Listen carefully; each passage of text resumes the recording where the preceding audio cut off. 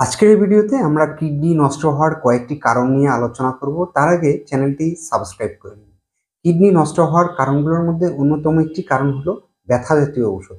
ব্যথানাশক ঔষধ দীর্ঘদিন অনিয়মিত খাওয়ার ফলে কিডনির নানা জটিলতা দেখা দেয়। কেননা ব্যথানাশক ঔষধগুলো কিডনির ছোট ছোট চিকন ব্লাড ভেসেলগুলোকে ড্যামেজ করে ফেলে, যার ফলে কিডনি রোগের সৃষ্টি হয়। কিডনি নষ্টের আরেকটি কারণ হলো লবণ। অতিরিক্ত লবণ এবং লবণ জাতীয় খাবার খাওয়ার ফলে আমাদের রক্তে, আমাদের দেহে সোডিয়ামের পরিমাণ বেড়ে যায়, যার ফলে ব্লাড প্রেশার বেড়ে যায় এবং পরবর্তী সময়ে কিডনির সমস্যা দেখা দেয়। অতিরিক্ত লবণ খাওয়ার ফলে আমাদের দেহে পানির পরিমাণও বেড়ে যায়, যার ফলে কিডনির সমস্যার সৃষ্টি হয়। এছাড়াও কিডনি নষ্ট হওয়ার আরেকটি কারণ হলো পর্যাপ্ত পানি পান না করা। কেননা আমরা জানি যে আমাদের দেহে প্রতিনিয়ত বর্জ্য পদার্থের তৈরি হয়। কিডনি এই বর্জ্যগুলো সবসময় প্রস্রাবের সঙ্গে বের করে দেয়।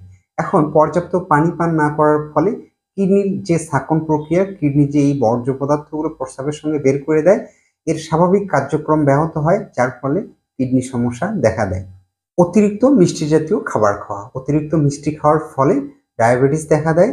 আমরা জানি যে দীর্ঘদিন ডায়াবেটিস এবং উচ্চ রক্তচাপের ফলে কিডনির নানা জটিলতা দেখা দেয়। তাই কিডনি ভালো রাখতে হলে অবশ্যই অতিরিক্ত মিষ্টি খাওয়া থেকে বিরত থাকতে হবে। ধূমপানের কারণে আমাদের দেহে যে শুধু নিকোটিন প্রবেশ করে এমনটা নয়, নিকোটিনের সাথে বিভিন্ন ধরনের কেমিক্যালস এবং হেভি মেটালস আমাদের দেহে প্রবেশ করে। এই হেভি মেটালসগুলোর মধ্যে রয়েছে লেড এবং ক্যাডমিয়াম। লেড এবং ক্যাডমিয়াম কিডনি নষ্ট করে। এছাড়াও ধূমপান করার ফলে ব্লাড প্রেশার বেড়ে যায়, যার ফলে কিডনি রোগের ঝুঁকি অনেক বেড়ে যায়। কিডনি নষ্ট হওয়ার আরেকটি কারণ হলো অলস জীবনযাপন করা। একটি গবেষণায় দেখা গেছে যে যারা অলস জীবনযাপন করে, সবসময় বসে থাকে, তাদের কিডনি রোগের ঝুঁকি অনেক বেড়ে যায়। অনেকেরই দেখা যাচ্ছে যে কাজের সময়ে লং টাইম বসে থেকে কাজ করতে হয়, ব্রেনের কাজ থাকে।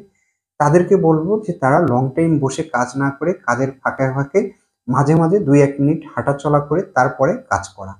জানলেন যে কি কি কারণে কিডনি নষ্ট হয়, এই বিষয়গুলো খেয়াল রাখতে হবে। ভিডিওটি ভালো লাগলে লাইক, কমেন্ট, শেয়ার দিয়ে পাশে থাকবেন এবং চ্যানেলটি সাবস্ক্রাইব করবেন। ধন্যবাদ সবাইকে।